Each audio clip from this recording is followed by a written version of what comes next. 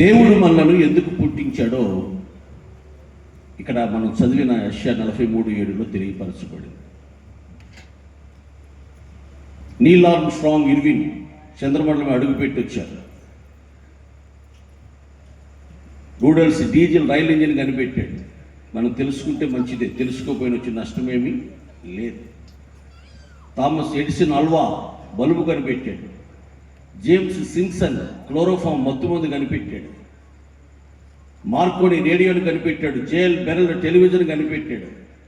మనం తెలుసుకుంటే మంచిదే, తెలుసుకోపోయిన వచ్చి నష్టమేమీ పెద్దగా ఏమీ లేదు. కానీ దేవుడు నిన్నెందుకు పుట్టించాడో, తన స్వరూపములో దేవుడు నిన్నెందుకు నిర్మించాడో అది నువ్వు తెలుసుకోకపోతే వచ్చే నష్టం ఇంత అంత అని చెప్పడానికి వీలు లేనంత. ప్రియమైన దేవుని బిడ్డలారా, ఈ పోడియం ఎందుకయ్యా అంటే బైబిల్ పెట్టుకోవటానికి, ఈ పరదాలు ఎందుకంటే మీరు కూర్చోటానికి, ఆ కుర్చీలు ఎందుకు, ప్రతిదానికి ఒక పర్పస్ ఉంది. అలాగే దేవుడు సృష్టించిన సృష్టికర్త అయినటువంటి దేవుని యొక్క బిడ్డలమైన మన పట్ల దేవునికి ఏ ఉద్దేశం లేకుండా అనాలోచితంగా యాదృచ్ఛికంగా దేవుడు సృష్టించాడంటారా? లేదా. నా మహిమ నిమిత్తమై నేను సృష్టించిన నా ప్రజలు మీరు అన్నాడు. దేవునికి స్తోత్రం. ఎవరు మనల్ని సృష్టించారో తెలుసుకోవాలి, ఎందుకు సృష్టించాడో తెలుసుకోవాలి. అప్పుడు మన జీవితాల్లో అద్భుతమైన విజయ పరంపరలతో ముందుకు సాగే అవకాశం కలుగుతుంది. మన జీవితానికి అర్థము, పరమార్థము, సార్థకత, సాఫల్యత సిద్ధించబడుతుంది. ఓ దైవజనుడు ఇలా రాశాడు పాట, మానవుడా కారణ జన్ముడా నీ జన్మకు కారణముంది, అర్థం తెలియక నీవు వ్యర్థంగా గడపకు అని రాశాడు. నీ జన్మకు కారణం ఉంది, ఒక ఉద్దేశం ఉంది, ఒక సంకల్పం ఉంది, నీ పట్ల దేవునికి ఒక ప్రణాళిక ఉంది. దానికి నీవు గ్రహించి అప్పగించుకోగలిగితే అద్భుతమైన ఆశీర్వాదాలు పరలోకం నుంచి నువ్వు పొందటం తథ్యం. నీకు ఇష్టం వచ్చినట్టుగా, నీకు నచ్చినట్టుగా, నీకు తోచినట్టుగా నువ్వు ప్రవర్తిస్తూ వెళితే దేవుడు నీ అవసరాలు తీర్చాల్సిన అవసరం లేదు. దేవయాని అనే ఒక అమ్మాయి యవ్వన కాలంలో భారతదేశం అమెరికా దేశపు రాయబారిగా రిక్రూట్ చేసింది. ఆమెను అమెరికన్స్ గవర్నమెంట్ సరైన సాక్ష్యాధారాలు లేకుండానే జైల్లో పెట్టారు. అప్పుడు మన్మోహన్ సింగ్ గారు ప్రధానమంత్రిగా ఉన్నారు భారతదేశానికి. ఆయన సాధారణంగా చాలా సాత్వికుడు, మృదు స్వభావి. అయినా సరే ఆయన కూడా చాలా కోపం వచ్చింది. పార్లమెంట్ సాక్షిగా ఆయన ఒక మాట ఇలా అన్నారు, మేము పంపించాం మీ దేశానికి మా రాయవారిగా అంబాయిడర్గా ఉండటానికి, ఆమెను మీరు జైల్లో పెట్టారు, మీరు 24 గంటలు టైం ఇస్తున్నాం, అపాలజీ చెప్పాలి, ఆమెను విడిచిపెట్టాలి, లేకపోతే మీ రాయబారి మా ఢిల్లీ పట్టణంలో ఉన్నాడు, అతని ఇంటికి వెళ్ళే కరెంటు తీగలను కత్తిరించేస్తాం జాగ్రత్త అన్నాడు. 10 టైర్ లారీ వేసుకెళ్తున్నాడట ఒక ఆయన. 4th క్లాస్ చదువుతున్న పిల్లోడు సైకిల్ వేసుకెళ్తా బెల్లు కొడుతున్నాడు సైడ్ మని ఆ లారీ ఓడికి. మొత్తానికి సెంటర్లో ఒక రెడ్ లైట్ వస్తే అక్కడ లారీ ఆగింది సిగ్నల్ దగ్గర. ఆ పిల్లడు దాటుకుని క్రాస్ చేసుకుని ముందుకెళ్ళి లారీని కాలు కింద పెట్టి తలకి వెనక్కి తిప్పి, చెప్పొచ్చావు ఇంటికాడ బతకాలం లేదా, ఒక గుద్దు సైకిల్తో నువ్వు నీ లారీ పాటికి ఏమయ్యేవాడు ముక్క చెక్కలు అయి ఉండేవాడు అని కేకలేస్తాడట. ఆయన ఇంత లా ఉన్నాడు డ్రైవర్, పెద్ద పెద్ద మేసాలు వేసుకుని కింద దిగి వచ్చాడు క్యాబిన్లో నుంచి. 2 చేతులు పట్టుకుని క్షమించు బాబు, వినపలేదు బాబు అన్నాడట. ఇక చూడండి ఆయన ఎంత సాత్వికుడు అయి ఉండాలో ఆ డ్రైవర్ గారు. అమ్మా, మన్మోహన్ సింగ్ 10 సంవత్సరాల పరిపాలనలో ప్రతిపక్షాలతో కూడా ఎప్పుడు ఇంత ర్యాష్గా మాట్లాడిన సందర్భం ఒకటి కూడా మనకు కనపడదాం. కానీ దేవాది దేవుడు మిక్కిలి సాత్వికుడు. ఆయన అంటున్నారు, ఎవడైనా మిమ్మల్ని ముడితే వాడు నా కన్నుగుడ్డు ముట్టినట్టుగా నేను భావిస్తాను అన్నాడు. ఎవరి విషయంలో? మీరు నేను ఎందుకైతే పుట్టించానో, పంపించానో, మీ పట్ల నా చిత్తం ఏంటో, నా ఉద్దేశం ఏంటో, నా సంకల్పం ఏంటో ఎరిగి దాని ప్రకారంగా మీరు జీవిస్తూ ఉండగా ఎవడైనా మిమ్మల్ని ముడితే నేను చూస్తూ ఊరుకొని అన్నాడు. ఇప్పుడు ఆ దేవాలయానికి కొంతకాలం పోయిన తర్వాత చిన్న బలహీనత ఏర్పడింది. హాస్పిటల్లో జాయిన్ అయింది. దాదాపుగా ఇండియన్ కరెన్సీతో ఒక 70 లక్షల రూపాయలు హాస్పిటల్ కట్టాల్సిన పరిస్థితి ఏర్పడింది. బిల్ ఎవరు కట్టాలి? ఇండియా గవర్నమెంటే కట్టింది. ఆవిడ గారి జబ్బు చేస్తే ఎందుకంటే మేము పంపించాం ఆ దేశానికి, మా తరపున నీవు ఆ దేశంలో పని చేస్తున్నావు, కాబట్టి నీకేదైనా సమస్య వస్తే అది మా సమస్యగా మేము ఎంచుకుంటామని హాస్పిటల్ బిల్లు ఆలే కట్టారు. దేవుడి పిల్లలారా, దేవుడు మనల్ని పంపించాడు ఈ భూమి మీదకి.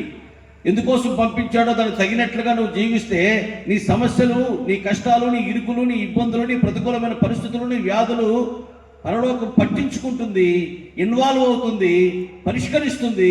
నీ సమస్యను కూకటి వేళ్లతో పెళ్లగించి దూరం చేస్తుంది. నీ అవసరాలు, నీ అక్కర్లు, నీ కొరతలు, నీ కొదువులు ఎట్టివైనా, ఎంతటివైనా, ఎలాంటివైనా వాటన్నిటిని పరలోకమే తీరుస్తుంది. ఆమేనండి, గట్టిగానండి. హల్లెలూయా. ఈ రాత్రి దేవుని పిల్లలారా, మన ఇష్టం వచ్చినట్టుగా, మనకు నచ్చినట్టుగా, మనకు తోచినట్టుగా బ్రతికితే దేవుడు మన అవసరాలు తీర్చాలా? ఆదాం పాస్టర్ గారు నన్ను వాక్యం చెప్పడానికి పిలిచారు. నేనైతే గ్రానైట్స్ కొండలు ఉన్నాయంట, ఈ చీమ గుర్తులో చూడాల్సినటువంటి కొన్ని ప్రదేశాలు ఉన్నాయంట, అటు ఇటు తిరిగి వస్తా ఉంటే సరదాగా వాక్యం చెప్పకుండా నాకు అన్నీ ఇస్తారా? ఆయన ఇవ్వాల్సిన అవసరం ఉందా? ఎందుకు పిలిచావు? నిన్ను వాక్యం చెప్పడానికి పిలిచాం. ఒకవేళ మధ్యలో ఏదైనా టైం ఉంటే, అవకాశం ఉంటే, చూడాలని నీకు కోరుకుంటే చూసిరా. అంతేగాని వాక్యం టైంలో అటు ఇటు తిరగటం ఏంటి? నీకు ఇష్టం వచ్చినట్టుగా ప్రవర్తించడం ఏంటి? ఎందుకు వచ్చినట్టు నువ్వు? ఎందుకు పిలిచేట్టు? మేము బాధ్యత లేదా? దేవుడు నిన్ను పుట్టించాడు. ఎందుకు పుట్టించాడు? ముసలావిడ పాస్టర్ గారి దగ్గరికి వచ్చింది. అయ్యా, కోడలు నన్ను ఇంత మాట ఉందయ్యా, ఇంకెందుకయ్యా, మునిమనను కూడా ఎత్తుకున్నానయ్యా, ఊరేమో పొమ్మంటుంది, కాడేమో రమ్మంటుంది, ఇక దేవుడు నన్ను తీసేసుకున్నట్టుగా ప్రార్థన చేయి బాబు అని ఆ పాస్టర్ గారిని అడిగింది. ఆ పెద్ద ఆవిడ. ఆయన కూడా సీరియస్గా, ప్రభువా, మరణింపు చేయవాడు నీవే, జీవింపు చేయవాడు నీవే, అయ్యా ఆశగల ప్రాణాన్ని తృప్తిపరుస్తానన్నావు, ఈ తల్లిగారు చనిపోవాలని ఆశపడుతుంది నాయన, యాక్సిడెంట్ రూపంలోనో, ఒక రోగం రూపంలోనో, ఏదో రకంగా ఈ తల్లిగారి ఆశను తీర్చి నీ సన్నిధికి చేర్చేసుకో ప్రభువా అని ఆయన ప్రార్థన చేస్తున్నాడు పాస్టర్ గారు. ఏదో నా కష్టం సుఖం చెప్పుకుంటాను, ఏదో కాపరి కదా ఆదరిస్తావని నీకు చెప్పుకుంటే నిజంగా ప్రార్థన చేసేస్తున్నావే, ఈ పలపోయో అంటుందట ఆవిడ. అంటే ఆవిడ, నేను వచ్చిన పనులన్నీ అయిపోయినాయి, పిల్లలు అన్నాను, పెద్దోళ్ళని చేశాను, వాళ్ళ పెళ్ళిళ్ళు అయిపోయినాయి, మునిమనను కూడా ఎత్తుకున్నాను, ఇంకెందుకయ్యా నేను వెళ్ళిపోయిన ప్రార్థన చేయి. పిల్లల గంట కోసం వచ్చామా? నో. పెళ్లి చేసుకోవడం కోసం వచ్చామా? నో. కానీ తప్పేం కాదు. నేను రాగానే పాస్టర్ గారు నన్ను రిసీవ్ చేసుకున్నారు, కుర్చీలో కూర్చోండి అన్నారు. మా ఇంట్లో కుర్చీలు లేవా? సోఫాలే ఉన్నాయి. కూర్చోడానికి వచ్చానా? వాక్యం చెప్పడానికి వచ్చా అనొచ్చా? వాక్యం చెప్పడానికి వచ్చాలే, కూర్చోకుండా ఎట్లా? మంచం చూపించారు, కాసేపు రెస్ట్ తీసుకుని టైం ఉందన్నారు. నేను పడుకుంటాకు వచ్చానా? మా ఇంట్లో మంచం లేవా అని అనలా. అమ్మా, మనము పెళ్లి చేసుకోవడం కోసం, పిల్లల గంటం కోసం, ఉద్యోగం చేయడం కోసం, డబ్బులు సంపాదించడం కోసం, కార్డు కొనుక్కోవడం కోసం, విదేశాలకు వెళ్ళడం కోసం రాలా. కానీ ఇవన్నీ చేయటం తప్పేమీ కాదు. వీటి నిమిత్తమే రాలా. మన దేవుని నామం మన ద్వారా మహిమపరచుట కొరకు దేవుడు ఈ భూమి మీద నిన్ను పుట్టించాడు, తల్లి గర్భంలో పిన్నముగా రూపొందింపచేశాడు. తల్లి గర్భమందు నీవు నేను శిశువులుగా ఉండగా మన శరీర అవయవాలకు చక్కటి ఆకృతి కలిగించాడు. తల్లి గర్భంలో నుంచి మనం ఉద్భవించక నేటి వరకు సమస్తము ధారాళముగా దయచేస్తూ మనం పోషిస్తున్నటువంటి ఆ పోషణకర్త అయిన దేవునికి నీ పట్ల, నా పట్ల ఒక సంకల్పం ఉంది. హల్లెలూయా. నేను కొంచెం గబగబా చెప్తున్నాను, మిమ్మల్ని పెందరగడ పంపించాలనే ఉద్దేశంతో. మీకు అర్థమవుతుందా? అర్థమవుతుంది పాస్టర్ గారు అన్నవాళ్ళు చేయకండి. షర్మిల గారు లాగా రూపారు, పాదయాత్రలో ఉడిపినట్టు చూపించారు. ఒక ఆయన కాఫీ హోటల్కి వెళ్ళాడట. కాఫీ హోటల్కి వెళ్ళాడు, పాప కొంచెం గ్రహణ ముర్రు ఉంది ఆయనకి. ఆయన అడిగాడు, మీ ఏమేమని అడిగాడు, నీ హోటల్లో ఏమున్నాయని. ఆ సప్లైలు రోజుకు 200 మంది చెప్తారు, ఇడ్లీ చపాతి ఊతపుర వట్ట పొరట గబా గబా గబా గబా చెప్పేసి. అయ్యా ఏమవుతుంది, కొంచెం మేమేగా, కొంచెం మేమేగా, అయ్యా మేమేగా,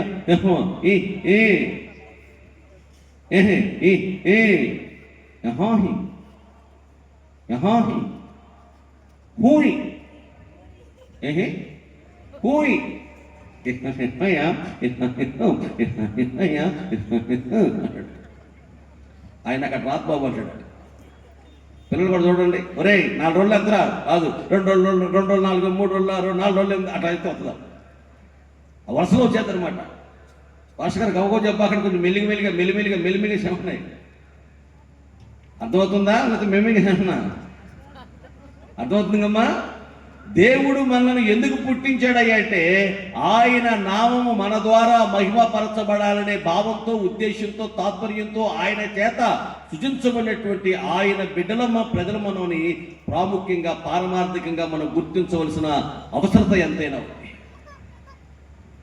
దానికి తగినట్లుగా నీవు జీవిస్తే నీ జీవితంలో నీ ప్రతి అవసరత పరలోకం నీకు ప్రొవైడ్ చేస్తుంది.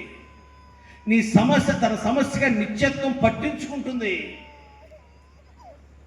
ఇవేమీ లేకుండా అవి కావాలి ప్రభువా, ఇవి కావాలి ప్రభువా, నా ఇష్టానుసారంగా జీవిస్తాను, విచ్చవిడిగా బ్రతుకుతాను, నాకు నచ్చినట్టుగా, నాకు తోచినట్టుగా, నా పురికి పుట్టినట్లుగా నేను ప్రవర్తిస్తాను ప్రభువా, నాకు అవి ఇవ్వు, నాకు ఇవి అంటే ఇవ్వాల్సిన అవసరం దేవునికి లేదు. ఇవ్వటం సవ్యం కాదు, సమంజసం కాదు, ధర్మం కాదు. అది ఆ సంఘంలోనండి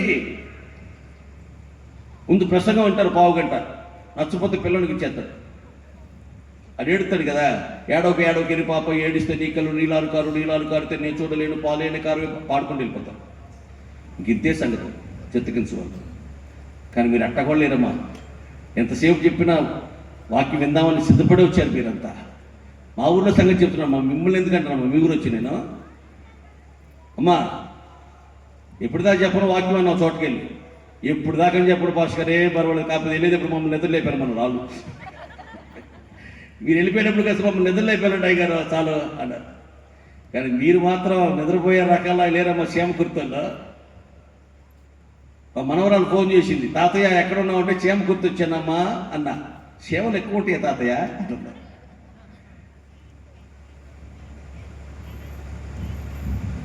దేవుని పిల్లలారా, అబ్రహాం అన్నాడు, నీవు నేను నివసిస్తుంది అన్యజనుల మధ్యలో, నేను ఆ పశువుల కాపరులకు గొడవలను తెలిస్తే మన దేవుని నామానికి అవమానం కలుగుతుంది. కాబట్టి నీకేది కావాలో, ఎంత కావాలో, ఏం కావాలో తీసుకో, అంతే తప్ప మన కుటుంబాల ద్వారా, మన కాపరుల ద్వారా దేవుని నామానికి అవమానం కలగటం మంచిది కాదని. మన ద్వారా మహిమ రావాలి తప్ప మన ద్వారా అవమానం కలగకూడదు అని అబ్రహాము ఎప్పుడైతే ఒక సముచితమైన నిర్ణయాన్ని లోతు విషయంలో తీసుకున్నాడో, మహిమ గల దేవుడు అబ్రహాముకు ప్రత్యక్షమయ్యి అనేక వాగ్దానాలు చేసినట్లుగా పరిశుద్ధ గ్రంథంలో మనం చూస్తాం. సొదొమ రాజు దగ్గరికి వచ్చి అన్నాడు, అయ్యా నూలు పోగు కూడా మాకొద్దు, చెప్పుల వారు కూడా మాకొద్దు. ఎందుకంటే యుద్ధానికి వెళ్ళి వస్తున్నాడు, చెప్పులు తెగిపోయిన చెప్పులు కుట్టుకోవాలంటే వారు కావాలి. ఆ వారు తీసుకున్నా సరే అబ్రహాము ఇంత వాడు ఎలా ఏడుకున్నారు, సొదొమ ఇచ్చాడు రా. ఆ ముదనష్టం వల్లనే దాన్ని బట్టి పెరిగి ఇవాళకి ఇంత గొప్పవాడయ్యాడు. దీనంతరికి కారణం సొదొమ రాజే, ఆయన ఐశ్వర్యమే, ఆయన ఇచ్చిన మూలంగానే ప్రజలందరూ చెప్పుకుంటారు. నాకు అది ఇష్టం లేదు. దేవుడి మూలంగానే, దేవుడిని నమ్ముకున్నాడు, దేవుడు అతను ఆశీర్వదించాడు, దేవుడే గొప్ప చేశాడు అని నా అభివృద్ధిని, నా ఆశీర్వాదాన్ని బట్టి దేవుడికి మహిమ రాకపోతే అలాంటి ఐశ్వర్యం నాకు అక్కర్లేదని అబ్రహాం రిజెక్ట్ చేశాడు. ఎలాంటి డబ్బైనా పర్లేదనుకోనా, ఈ డబ్బు నేను తీసుకుంటే నా దేవునికి మహిమ రాదు, దేవునికి మహిమ రాని ఐశ్వర్యం నాకు అక్కర్లేదు. అప్పుడు మహిమల దేవుడు మరలా అబ్రహాముకు ప్రత్యక్షమైనట్లుగా అనేక ఆశీర్వాదాలు, అనేక వాగ్దానాలు చేసినట్లుగా పరిశుద్ధ గ్రంథంలో మనం చూస్తాం. ఆయన గారిని తీసుకెళ్లి మత్తయి సువార్త మొట్టమొదటి అధ్యాయం మొట్టమొదటి వచనంలో అబ్రహాము కుమారుడైన దావీదు కుమారుడైన యేసుక్రీస్తు వంశావళిని ఎక్కడో పైన ఉన్నతంగా ఫస్ట్ పేరే అబ్రహాం గారిని పెట్టారండి. ఎందుకంటే నన్ను గణపరచు వారిని నేను కూడా గణపరుస్తాను అన్నాడు ఆయన. నన్ను గణపరచువారు నేను కూడా గణపరుస్తాను, నన్ను హెచ్చించేవారిని హెచ్చిస్తాను, నన్ను తృణీకరించువారు అవమానం పొందుతారు.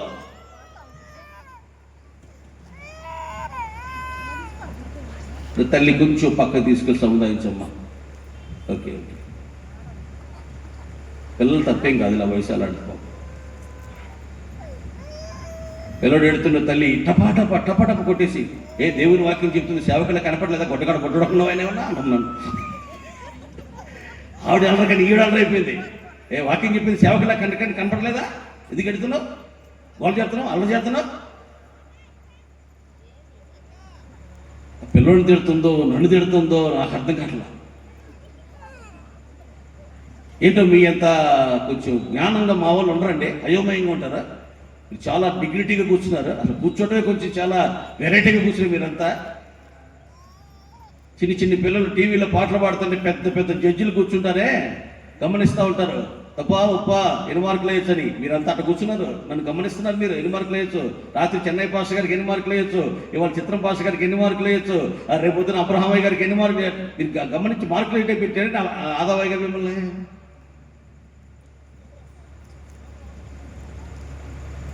దేవుని మహిమ కొరకు మనం పుట్టాం కాబట్టి దేవుని మన నామ మన ద్వారా మహిమపరచబడితే మన అవసరాలన్నీ పరలోకం తీరుస్తుంది అని చెప్తున్నాను నేను.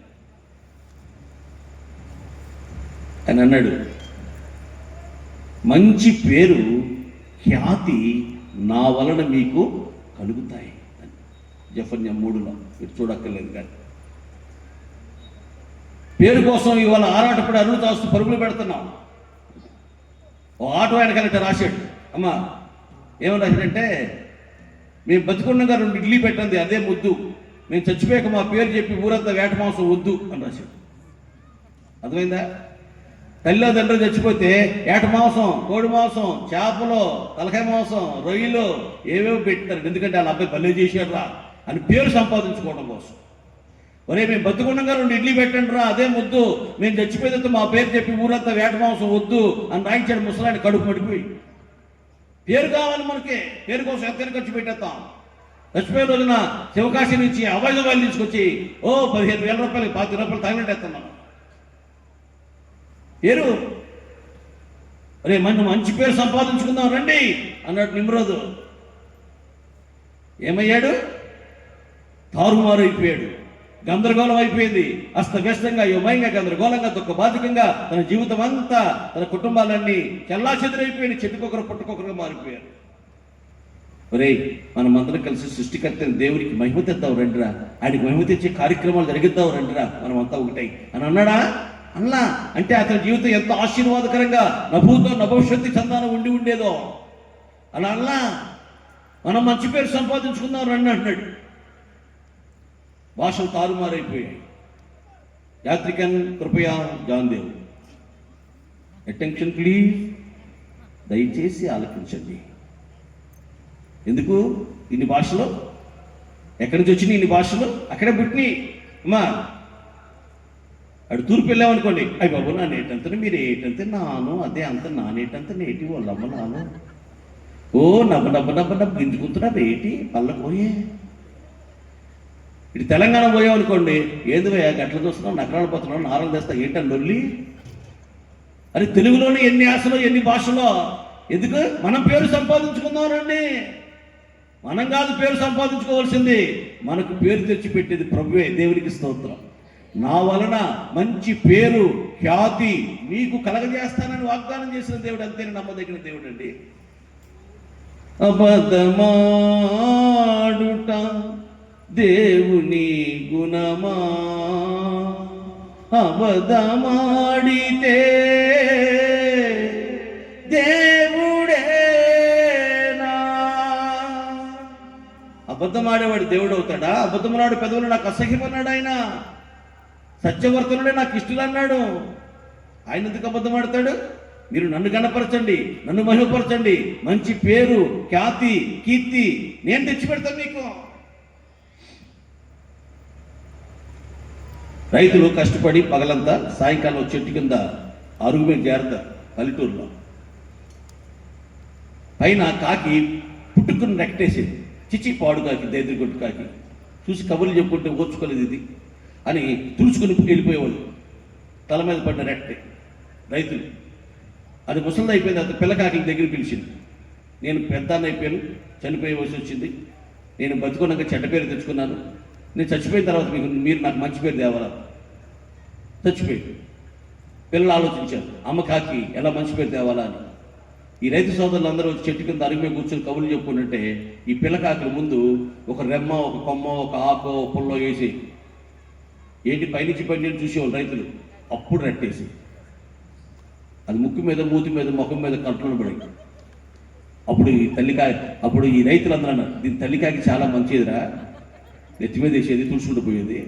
ఈ పిల్లకాకులు మరీ దరిద్రం, ముక్కు మీద మూతి మీద ఎత్తనాయి, కంట్లో పోతున్నాయి, చేసి దరిద్ర కొట్టు కాకులు, తల్లికాకి చాలా మంచిది అని పిల్లకాకులతో పోల్చితే తల్లికాకి చాలా మంచిదైంది. అట్ట తెచ్చాను మంచిపోయింది. అమ్మా చచ్చిపోయిన తర్వాత పేరు పెంటమ్మ గారి జ్ఞాపకార్థం దెబ్బమ్మ. లోట, బొచ్చి, సట్టి, డిప్ప ఏదో ఒకటి ఎత్తున్నారు. ఎందుకు? పేరు. ఎన్ని లేవు. కలివి పెరిగిన కొలది మరింత అధికమైన పాపం చేస్తూ వస్తున్నారు. అది దేనికోసం ఖర్చు పెట్టారో దేవుడిచ్చిన దవ్యాన్ని అడగట్లా. పేరు కోసం, ప్రఖ్యాతి కోసం, గౌరవం కోసం, కీర్తి కోసం, ఖ్యాతి కోసం, కన్నుంది కోసం, ప్రజల మన్నన కోసం, ప్రజల ప్రశంసల కోసం, ప్రజల గొప్పల కోసం, జీవపు డంబం కోసం ఖర్చు పెట్టేస్తాను దేవుడిచ్చిన కష్టార్జితాన్ని. అందుకే ఇచ్చాడు డబ్బులు మీకు దేవుడు. పేరు కోసం, డంబం కోసం ఇచ్చాడు దేవుడు. ప్రియమైన దేవుని పిల్లలారా, నా ప్రియ సహోదరి సహోదరులారా, ఆకాశాన్ని కట్టి గోపురం కట్టేసేస్తే మనకు మంచి పేరు వస్తుంది. ఒకవేళ ఏదన్నా జలప్రళయం వచ్చిందనుకోండి, ముందు దేవుడు మునిగాక మనం మునుగుతాం. నిమ్రోదు యొక్క భయంకరమైన ఆలోచనలకు దేవునికి కోపాన్ని కలిగించాయి. అతని జీవితం ఆశీర్వాదం పొందలా, అతని జీవితం దీవెనకరంగా లేదు. అతని జీవితం ఈ రాత్రి నా ప్రియమైన సహోదరి సహోదరులారా, మనము దేవుని మహిమ కొరకు దేవుని చేత సృజింపబడిన దేవుని బిడ్డలమని దేవుని వాక్యం సెలవిస్తూ ఉంది. హల్లెలూయా, హల్లెలూయా. ఆయన అన్నారు, మీ నిమిత్తమే కదా నా నామము అన్యజనుల మధ్యలో దూషింపబడుతుంది. మహిమపరచవలసిన మనము మహిమపరచబడకపోగా ఇంకా దోషణ పాలు చేయడానికి కారకం అవుతున్నాం అంటండి. కంచే చేను మేస్తే అని సామెత. కంచె ఎందుకు వేస్తారు? చేను ఏదైనా వచ్చి వేయకుండా ఇది ప్రొటెక్ట్ చేస్తుందని. కానీ ఆ కంచె వేసేస్తుందట. నిన్నెందుకు దేవుడు చేశాడు? దేవునికి మహిమ తెస్తావని. మహిమ తేకపోగా నీ ద్వారానే దేవునికి అవమానం కలుగుతుంది. ఆ సంఘంలో ఒక సహోదరి నీలవేణి అని హాస్పిటల్ తీసుకెళ్ళారు. డాక్టర్లో ఆపరేషన్ చేయాలంటే మొత్తానికి ఆ పేద తండ్రి డబ్బులు తీసుకొచ్చి 50,000 బలమే కట్టాడు. డాక్టర్ తాగి చేసాడు ఆపరేషన్. ఇది చిన్న సిజరు, చిన్న బ్లేడు ఆ పొట్టలో మర్చిపోయి కుట్టేసాడు. ఆ నీలవేణి విలవిల్లాడుతుంది, బాధగా ఉందని. అమ్మ కొంతమంది మొత్తెక్కదు శరీర తత్వాన్ని బట్టి, వచ్చి ఓర్చుకోవాలి. మర్యాద సుకుమారంగా సున్నితంగా ఉంటే అట్లా అని కోపడిపోయానికి వెళ్ళిపోయాడు. ఆయన వచ్చేసరికల్లా ఈవిడ చచ్చిపోయాడు. గుడివాడ గవర్నమెంట్ హాస్పిటల్ తీసుకెళ్తే ఆవిడ మరణానికి కారణం డాక్టర్ గారు మర్చిపోయిన బ్లేడే అని తెలియదు. ఆ పేద సోదరుడు కూతుర్ని ఎందుకు తీసుకెళ్ళాడు హాస్పిటల్ కంటే, ఇంటికాడ పెట్టి కూర్చుంటే రోజులు బాగాలేదు, చచ్చిపోద్దేమో నా బిడ్డ, అయితే 5 అప్పు చేసినా సరే 2 సంవత్సరాలు తీర్చుకుందామని హాస్పిటల్ తీసుకెళ్ళి బిడ్డ బతికించుకుందాం తీసుకెళ్తే, తీరా బిడ్డ మరణానికి కారకుడు ఎవరయ్యారు? బతికించాల్సిన డాక్టర్ అయ్యాడు. దేవుని మహిమపరచవలసిన మనమే మన ద్వారా అనేక సార్లు దేవునికి అవమానం కలుగుతుంది. మీ నిమిత్తమే కదా నా నామము అన్యజనుల మధ్యలో దూషింపబడేది. దేవునికి అవమానం కలిగించే ఆ పనులు, దేవుని పిల్లలు, ఆ మాటలు, ఆ క్రియలు, ఆ గుణగణాలు, ఆ లక్షణాలు, ఆ కీర్తనలు, ఆ స్వభావాన్ని బట్టి దేవుడు బాధపడుతున్నాడు మనల్ని బట్టి.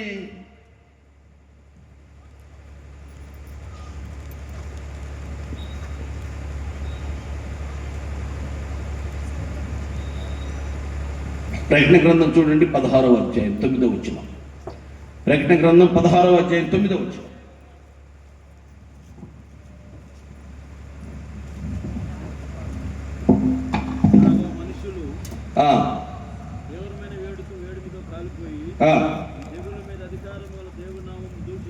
దూషించిరి కానీ ఆయనను మహిమపరచలేదు. వారు మారు మనసు పొందినట్లుగా దేవుని మహిమపరిచిన వారు కారు.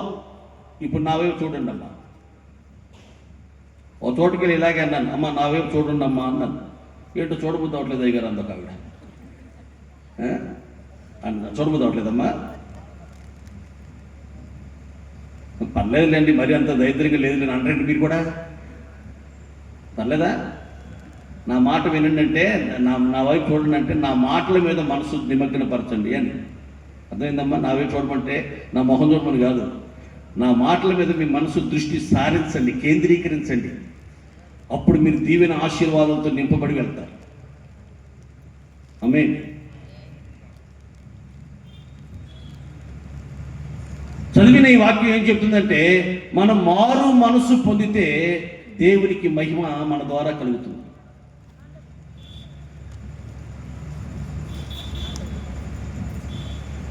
ఒక ఇంటికి పాస్టర్ గారు వెళ్ళాడు గృహదర్శనానికి. ఆవిడొక్కతే వస్తుంది చర్చికి ఇంకెవరు రారు ఇంట్లో. ఈలోపు వాళ్ళ అమ్మాయి వచ్చింది కాలేజీ నుంచి. ఏమండి మా అమ్మాయి మందిరం రమ్మంటే రాదు, సోకులు ఎక్కువ, చదువు తక్కువ, అన్నిట్లో 6, 3 పద్దాక మొహంగడికి పేరెంట్లో రాస్తుంది. కొంచెం గట్టిగా ప్రార్థన చేయండి అయ్య గారు.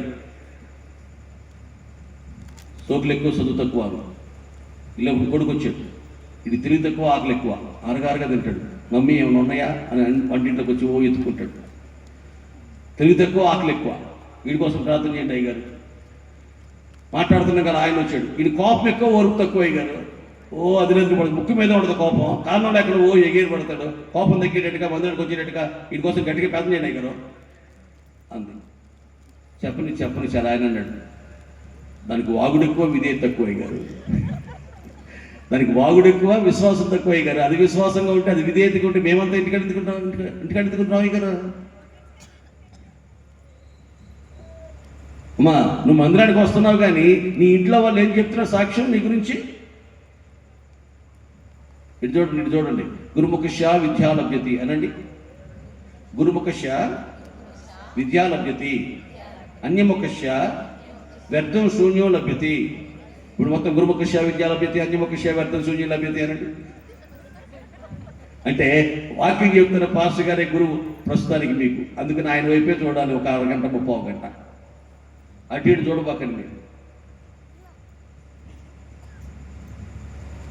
మీరు దేవునికి మహిమ రావాలంటే మీ ద్వారా, నా ద్వారా ముందు మనం ఒక మారు మనసు అనుభవానికి రావాలి. మారు మనసు లేకపోతే నీ ద్వారా అవమానం వస్తుంది దేవునికి, కానీ మహిమ రాదు. నువ్వు పాడిన అవమానమే. నువ్వు కనిపించని రోజునా అని పాడుతున్నాడు బస్ స్టాండ్లో. బస్ స్టాండ్లో ఈ పాటలు పాడుతున్నాడంటే క్రైస్తవుడా లేకపోతే ఇంకెవరన్నా?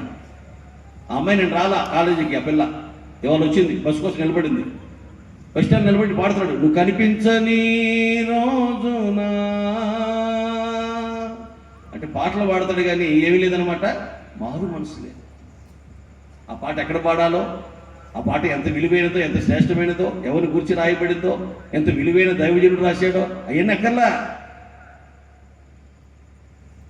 ఒక పాప పాట పాడుతుంది, పాస్టర్ గారు గమనించి పాపకు పాట పాడి చక్కని తలాంతు దేవుడు ఇచ్చాడని చివరిలో ఆ పాట ఇస్తున్నాడు అనమాట.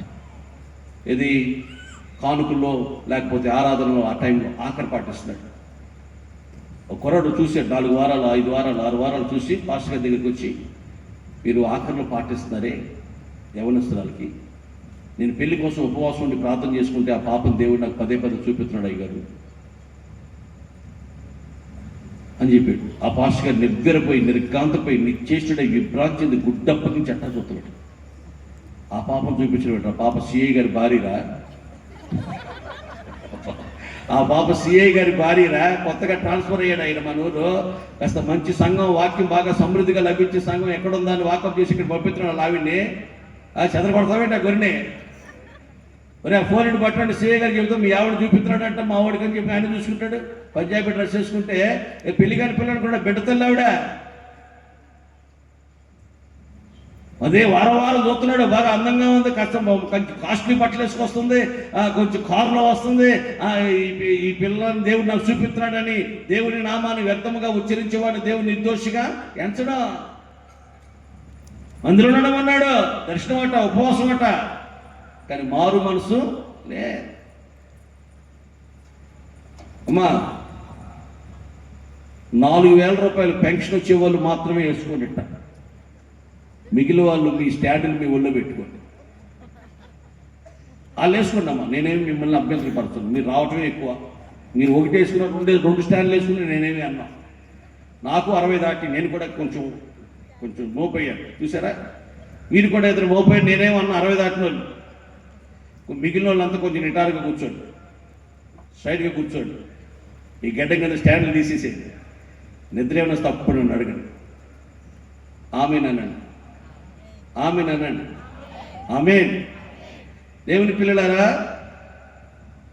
మీరు మారు మనసు పొందిన వారు కారు, దేవునిని మహిమ పరచున్నట్లుగా అంటున్నాడు.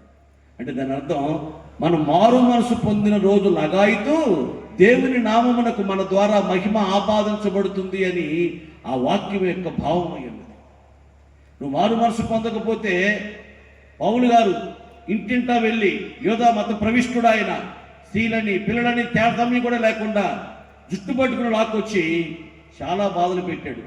గలతీ 1:23లో ఇలా రాయబడింది, పూర్వము ఈ మతమును పాడు చేసినటువంటి ఈ వ్యక్తి ఈ మతమును ప్రకటించుచున్నాడని నన్ను గూర్చి దేవుణ్ణి అనేకులు మహిమపరచుచున్నారు. స్తోత్రం కానీ, ఆమెని కానీ, హల్లెలూయా కానీ ఏదో ఒకటి మేము బతికే ఉన్నాం రుజువు కానీ, ఆనవాళ్ళు కానీ, చిన్న ఎవిడెన్స్ కానీ మీరు కానీ నాకు కానీ ఇవ్వాలిగమ్మా.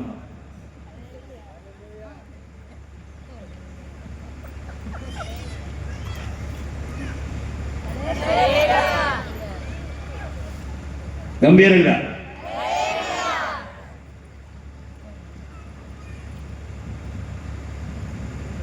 సమరయ స్త్రీకి వాక్యం ఎంత తెలుసు, యూదుల ఆరాధన తెలుసు, సమరయుల ఆరాధన తెలుసు, యాకోబు తవ్వించిన బావి తెలుసు, దాని చరిత్ర తెలుసు, ఆ బావిలో నీళ్లు తాగటం వలన జరిగేది ఏంటో తెలుసు, మెస్సియా వస్తాడని తెలుసు, ప్రవక్తలు ప్రవచించిన ప్రవచనాలు తెలుసు. She knows everything. ఆమెకు అన్నీ తెలుసు. తెలియదల్లా ఏంటి? మారు మనసు లేదు. వాక్యం తెలీదా? యేసు ప్రభు వారికి వాక్యం చెప్పేస్తుంది. మెస్సే వస్తాడు మాకు తెలుసయ్యా, ఆయన వచ్చినప్పుడు ఏం జరుగుతుందో మాకు తెలుసయ్యా, యూదుల ఆరాధన మాకు తెలుసయ్యా, యాకోబు చరిత్ర బావి తవ్వాడు మాకు తెలుసయ్యా. మా పితరుడు 5గురు మార్చేసింది, 6వ తీసుకొచ్చేసింది. ఇది లివింగ్ రిలేషన్షిప్ అంట. అక్కడే మొదలైంది. ఏ షిప్? లివింగ్ రిలేషన్షిప్ మొదలెట్టారు ఈ మధ్య. పెళ్ళి అక్కర్లేదట, పెళ్లి కాకుండానే ఉభయులు సమ్మతి చొప్పున అలా కలిసి పిల్లలు కానొచ్చట. అందులో తప్పే ఉందంటున్నాడు. పోయే కాలంలో వస్తే మరి ఇట్లాంటి ఆలోచనలు వస్తాయి. ఇక తప్పులేదా? ఏ ఎథిక్స్ ఉండక్కర్లా, నైతిక విలువలు, మోరల్ వాల్యూస్ ఉండక్కర్లా. పెళ్లి కాకుండా ఏంటి?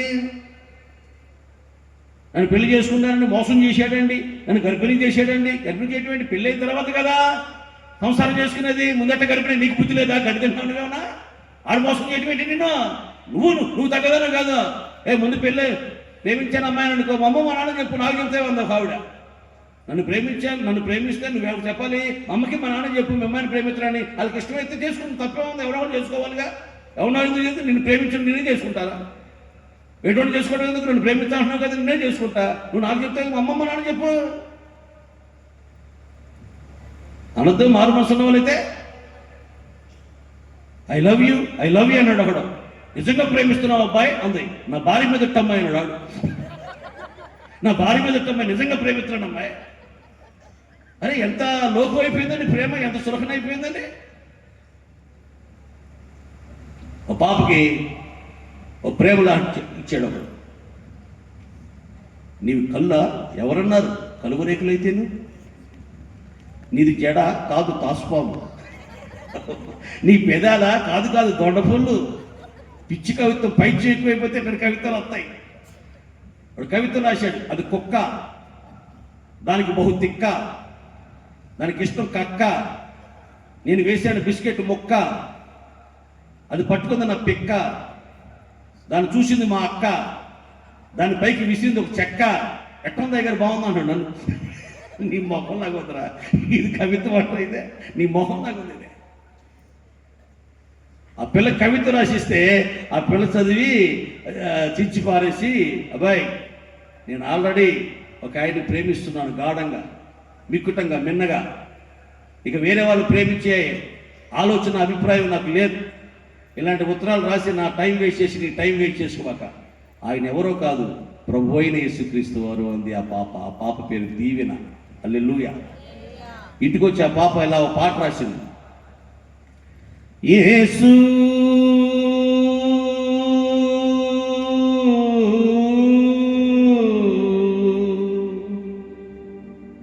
నన్ను నీవు ప్రేమించావు, నిన్ను నేను ప్రేమిస్తాను. I love you, I love you, I love you Jesus. నీ ప్రేమ ఎంతో అమూల్యమైనది, నీ ప్రేమ ఎంతో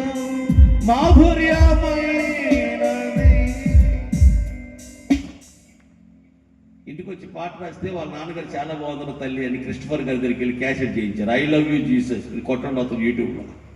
ఆ పాప రాసింది ఆ పాటలు.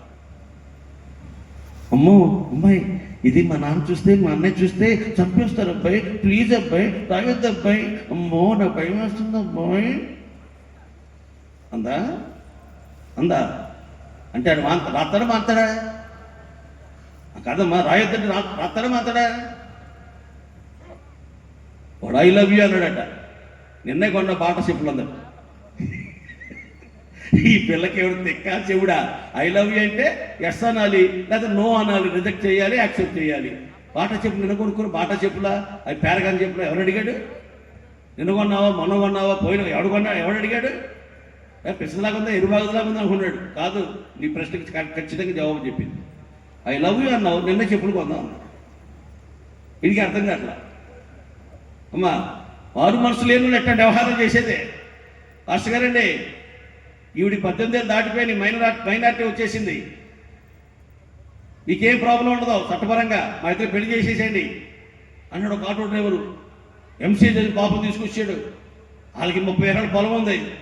వీడికేమో ఆటో లోన్లు కొనుక్కున్నాడు, ఈఎంఐ కట్టుకుంటా. 30 ఎకరాల పొలం ఉన్న అమ్మాయిని, ఎంసీ దేవిని అమ్మాయిని తీసుకొచ్చి పెళ్లి చేసేయమంటున్నాడు. మరి అల్లమ్మ నాన్న, మీ అమ్మ నాన్న ఉసురుమంటే ఏడవరు? బంధువుల్లో, స్నేహితుల్లో, గ్రామంలో తలెత్తుకుని తిరగలేక రాత్రిపూట కులుకులు ఏడవరు? ఇవన్నీ ఆలోచించావా? నా సుఖమే, నా సొంతమే. నువ్వు మారు మనసు పొందితే నీ ఆలోచనలు మారుతాయి, నీ అభిప్రాయాలు మారుతాయి, నీ ఉద్దేశాలు మారుతాయి, నీ నిర్ణయాలు మారుతాయి. హల్లెలూయా. సీమోను గారడి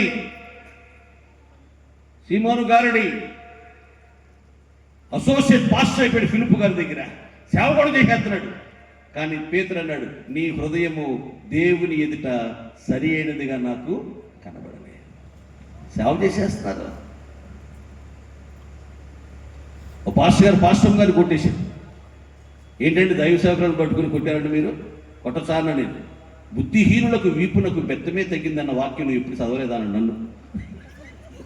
బుద్ధిహీనుల వీపునకు బెత్తమే తగ్గిందన్న వాక్యం చదువుకుంటాడట. ఏంటి సంఘానికి రోల్ మోడల్గా ఉండొద్దు నువ్వు? నీ భార్యను కొడితే సంఘస్థులు ఏం చేస్తారు? వాళ్ళని కొట్టరా?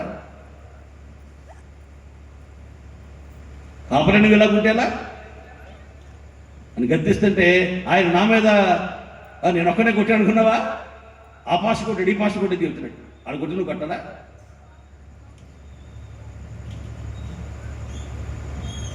సీమోను గారిని సేవ చేస్తున్నాడు కానీ మారు మనసు లేదు. ఇంగ్లాండ్ దేశాన్ని జాన్ వెస్లీ గారు దేవుని వైపు తిప్పాడు. ఆయన పుస్తకం రాస్తున్నాడు, 13 సంవత్సరాలు నేను మారు మనసు లేకుండానే సేవ చేశాను. తర్వాత మారు మనసు పొంది సేవ చేసిన తర్వాత ఇంగ్లాండ్ దేశాన్ని దేవుని వైపుకి తిప్పానని రాశాడు ఆయన. దేవునికి స్తోత్రం. దేవుని పిల్లలారా, మన పరిచర్య ర్యాపిడ్గా గ్రోత్ అవ్వాలి అంటే మారు మనసుకు తగిన ఫలాలు మన జీవితంలో, మన బ్రతుకుల్లో, మన కుటుంబాల్లో ఉండాలి. నీ కుటుంబం ఆశీర్వదింపబడాలి. నువ్వు మారు మనసు పొందినటువంటి అనుభవాలు ప్రస్ఫుటంగా కనబడతాయి. నీ ఇంటి వారికి, నీ స్నేహితులకి, నీ బంధువులకి నువ్వు మారు మనసు పొందినటువంటి అనుభవాలు. పూర్వము ఈ మతమును పాటు చేసిన ఇతడు ఈ మతాన్ని ఇప్పుడు ఎలా ప్రకటిస్తున్నాడు? కొట్టినా, తిట్టినా, దూషించినా, హింసించినా సాత్వికునిగా ఎలా మారిపోయాడు? నీ జీవితం ఎలా మారిపోయిందంటే, ఒకప్పుడు కర్కశుడు, పాషాణ హృదయం కలిగిన వాడు, బండలాంటి మొండిలాంటి గుండె కలిగిన వాడు ఇలా సాధువు అయిపోయాడేంటి? మారిపోయిన పౌలు జీవితాన్ని చూచి అనేక మంది ఆశ్చర్యపోతున్నారు మారు మనసు పొందిన పౌలను చూచి.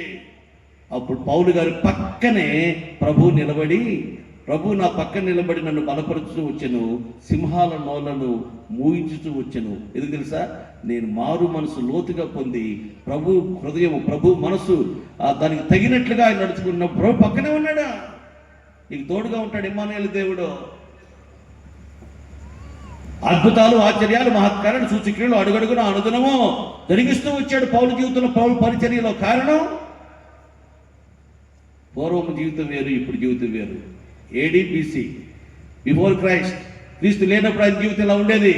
యేసు ప్రభుకి ఎప్పుడైతే హృదయంలో చోటిచ్చాడో, మార్పు చెందాడో, మందిరానికి వెళ్తున్నాడో, ఆయన జీవితంలో, ఆయన మాటల్లో, ఆయన బ్రతుకులో, ఆయన విధానాలు అన్నిట్లో, మాటలలోన పాటలలోన పరివర్తనయే రావాలి, మరుచున్న సమాజములోన మరని యువకులు లేవాలి, మరని యేసు మార్గములోన మరలక నడవాలి. మాటల్లో, పాటల్లో, క్రియల్లో, అన్ని విషయాల్లో నీలో పరివర్తన కనపడాలి.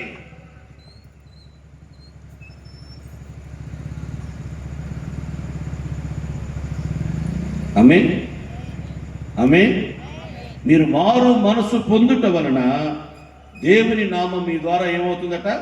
మహిమపరచబడుతుంది అని దేవుని యొక్క వాక్యము సెలవిస్తాం. మారు మనసు పొందిన వారు దేవునికి ఎంతో మహిమ తెచ్చి పెడతారు.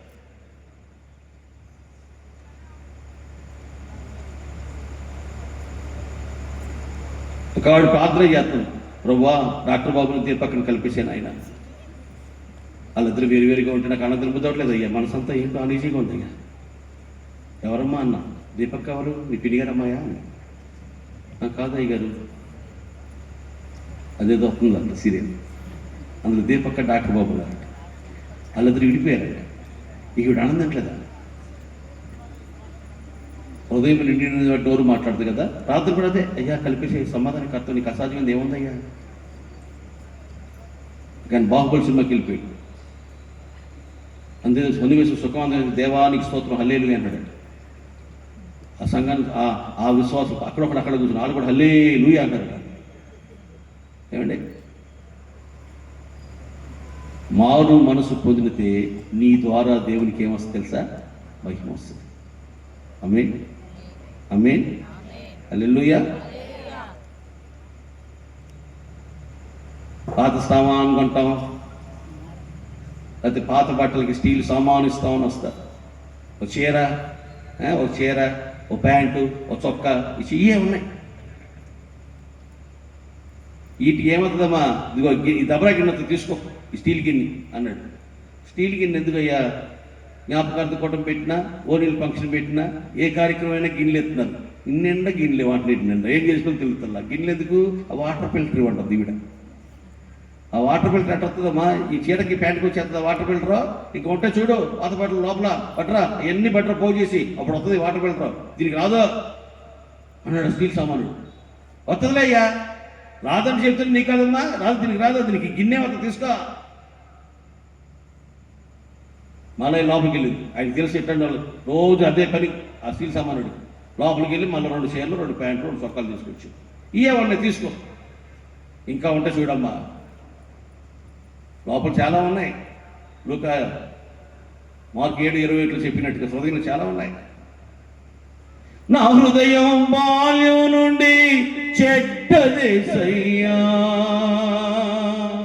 అనండి. కాదమ్మా, మీరు అనలేక అంటలేదా? లేకపోతే ఏంటనేది?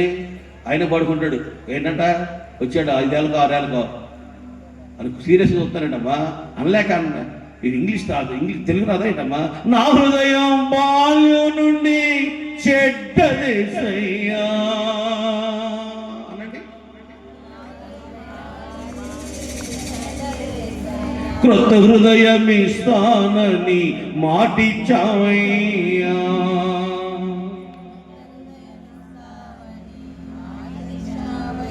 నీ హృదయము నాకు యేసయ్యా,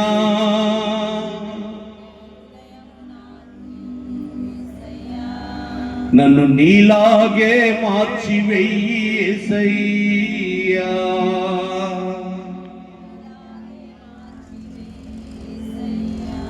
యేసయ్యా, యేసయ్యా, యేసయ్యా, యేసయ్యా.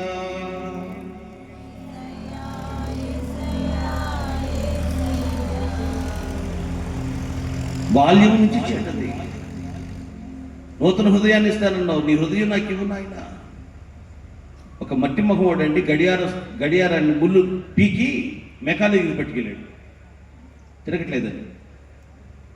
ముళ్ళు తెచ్చామేమయ్యా, గడియారం కట్టరా అన్నాడు. గడియారం అంతా బాగానే ఉంది, ముళ్ళు తిరగట్లేదు. నీకు అర్థం కావట్లే, చెప్పేది విను. లోపల మిషన్ ఉంటాయి, ఆ లోపల మిషన్ తిరుగుతూ ఉందనుకో, అప్పుడు ఈ బయట ముళ్ళు తిరుగుద్ది. లోపల మిషన్ ఆగిపోయింది అనుకో, ఈ ముళ్ళు ఆగిపోతాయి. ముందు మిషన్ పట్టరా, గడియారం పట్టరాదా? నీకు అర్థం కావట్లా. ఈ ఒక్క ముళ్ళే తిరగట్ల, ఫాల్ట్ ఈ ముళ్ళనే ఉంది. లోపల అంత బాగానే ఉంది, లోపల ఇబ్బంది ఏం లేదు. ఈ ముళ్ళు నీకు బదలవుతుందా లేకపోతే ఇంకో మెకానిక్ వెళ్ళినా అన్నాడు ఈ మట్టి మావాడు. అమ్మా ఈ చర్చి కాదు, ఆ చర్చి, ఆ చర్చి కాదు, ఈ చర్చి, ఆ పాస్టర్ గారి దగ్గర శక్తి ఉంది, ఈ పాస్టర్ గారి దగ్గర పవర్ ఉంది, ఆ పాస్టర్ గారి దగ్గర అభిషేకం ఉంది, ఈ పాస్టర్ గారి వరం ఉంది. అది కాదు, ముందు నీ హృదయం మార్చుకోవాలి, నీ హృదయం సరి చేసుకో. సీమోను గారుడే బాగానే చేస్తున్నావు సేవ, బాగానే వాడుతున్నావు పాటలో, బాగానే చేస్తున్నావు, కానీ హృదయం సరి చేసుకో. నీ హృదయం సరిగా దేవుని ఎదుట ఆ సమస్య ఈ సమస్య, పెళ్ళయ్యా పిల్లలయ్యా అప్పు అయ్యా రోగం అయ్యా అంటున్నావు తప్ప, అయ్యా నా హృదయం బాగోలేదయ్యా, నా హృదయం సరిచేయ్యా, అరగంట కూడా మోక నుంచి ప్రార్థన చేయలేకపోతానయ్యా, రోజుకు ఒక అధ్యాయం కూడా ధ్యానించలేకపోతానయ్యా, వాక్యం మీద మనసు లేదయ్యా, అయ్యా దేవుడికి దూరం అయిపోయానయ్యా, అయ్యా దేవుడు నాకుడు తెలిపిస్తే నా బతుకేమవుతుంది, నా భయం వేస్తుంది అయ్యా అని ఏడ్చేవాళ్ళు ఎంతమంది.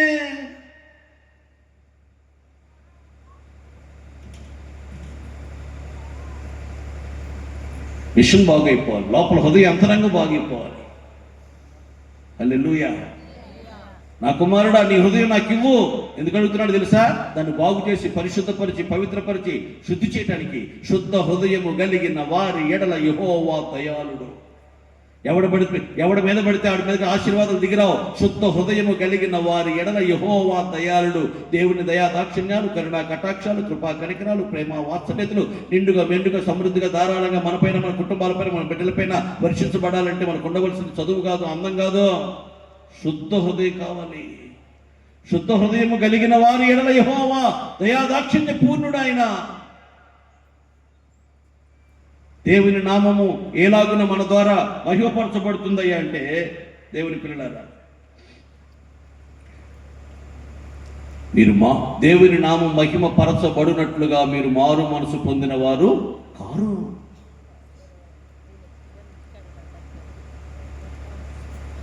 నావే చూడండి అమ్మా, ఇటు చూడండి, ఇటు చూడండి, ఇటు చూడండి. ఆ తల్లిగారు నిద్రపోతుంది లేకుండా అమ్మా అన్నావు. ఇక్కడ కాదు, ఒకసారి ఇక్కడ కాదులేమ్మా, మీటింగ్లో తల్లిగారు నిద్రపోతుంది లేకుండా అమ్మా అన్న. ఆవిడ తుల్లిపల్లి వేసి నిద్రపోతున్నా అన్న, బలెబడి పోయో నీకు నడిపింపు రావడం పేతం చేస్తుంటేనో అట్లా ఒప్పుకోట్లా, ఒప్పుకోరు. ఏ కునికి పగలంతా కష్టపడి వచ్చాను కదా, ఏ కునికి వచ్చింది, అవి బయటికి వెళ్ళి కొద్ది కడుక్కు వచ్చేతలే, మంగుడికి వచ్చేతలే అంటలా. నేను నిద్రపోతాను అనిపించిందా? నడిపింపు కోసం పేతం చేస్తుంటే.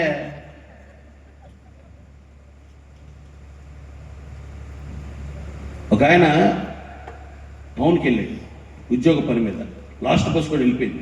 అత్తగారు ఆ ఊరే. సరే అత్తగారింటికి కొడుకుని పొద్దున్నే వెళ్దామని అత్తగారింటికి వెళ్ళాడు. ఇంకా ఒక అత్తగారు కోడిగుడ్డు కూరండి కొంచెం అన్నం వండి పెట్టేసింది ఆల్రెడీ. పటం చేస్తుంటే అన్నాడు, అత్తయ్య మామయ్య ఇప్పుడు కూడా ఈ వయసులో కూడా 60-70 ఏళ్ళ వయసులో కూర్చుని తినాల్సిన వయసులో పనులకు వెళ్తున్నాడు, ఆర్థిక సమస్యలు బాగోక. మీ అమ్మాయి వచ్చినప్పుడు చీరలు కొంటున్నారు, మిక్సీలు కొంటున్నారు, గ్రైండర్లు కొంటున్నారు, కుక్కలు కొంటున్నారు అంటే మీరు. మీ అమ్మాయి చెప్పింది, అమ్మ కొని పెట్టింది, మా నాన్న కొని పెట్టాడు, మా అన్నయ్య కొని పెట్టాడు. నీకు కొంటానులే మా ఆవిడికి, మీరు బతకండి చాలు, మేము మిమ్మల్ని చూడాలి, వయసులో ఉన్నాం మేము, మీరు మమ్మల్ని చూడటం ఏంటి?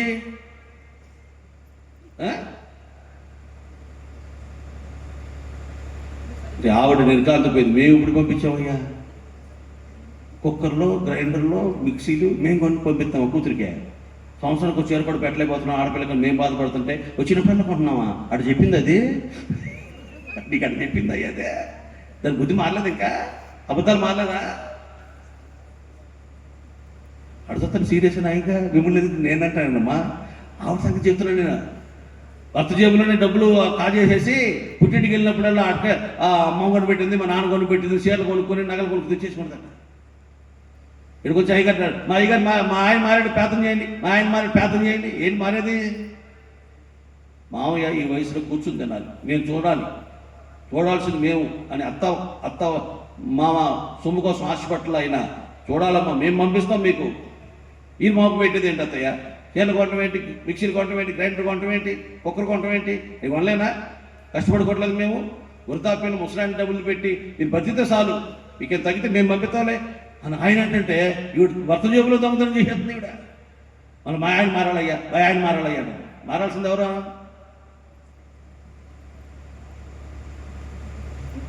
మారాలి నీ మనసు,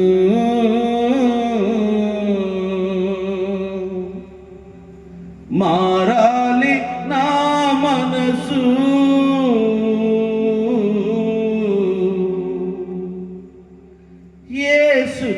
సిలువకు కొట్టెదవేళ ఆయన గాయాలు రేపెదవేళ మారాలి నీ మనసు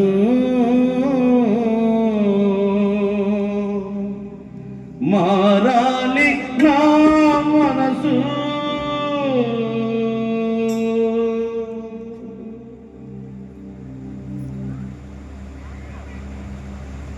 మనం మారు మనసు పొంది దేవునికి మహిమ తెద్దుము కాక. జక్కయ్య మారు మనసు పొందడం దేవునికి మహిమ వచ్చింది. సమరశ్రీ మారు మనసు పొందడం వల్ల దేవుని ఆత్మను నడిపించగలిగింది. నీ భయముతో కూడిన పవిత్రమైన ప్రవర్తన నీ దగ్గర ఉంటే నీ యజమానుడు దేవుని వద్దకు వచ్చేస్తాడా, నీ అన్నదమ్ములు వచ్చేస్తారు, ఇరుగు పొరుగు వారు వచ్చేస్తారు. అనేక మంది ప్రభు దగ్గర నడిపించే వ్యక్తిగా సాధనంగా యజమానుడు వాడుకునే ఒక పాత్రగా నువ్వు మారిపోతావు. నువ్వు ఒక లోతైన మారు మనసు పొందిన అనుభవంగా నువ్వు ఉండాలి తప్ప నువ్వు మందిరానికి వెళ్తున్నావు ప్రభుకి కాదు. నువ్వు మారు మనసు పొందేవా? మారు మనసు పొందిన మాటలు, మారు మనసు పొందిన చర్యలు, మారు మనసు పొందిన ఫలాలు నీ జీవితంలో అగ్గుపడుతున్నాయా, కనబడుతున్నాయా? రెండవదిగా అంటున్నాడు, స్తుతియాగములు అర్పించువాడు దేవుని మహిమపరుచుచున్నాడు. కీర్తన గ్రంథం చూడండి 50:23. కీర్తన 50:23. కీర్తన 50:23 చదవండి.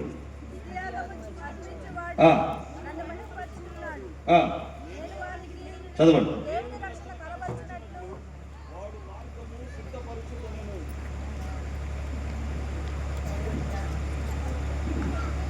స్తుతియాగములు అర్పించువాడు నన్ను మహిమపరుచున్నాడు. అమ్మా, ఎవరు దేవుని మహిమపరిచేది? దేవుడు నాకు ఏమి ఇచ్చాడు కాదు, దేవుడు నా జీవితంలో చేసిన ఈ మేలు ఉపకారానికి దేవుని కొరకు నేనేం చేయాలి?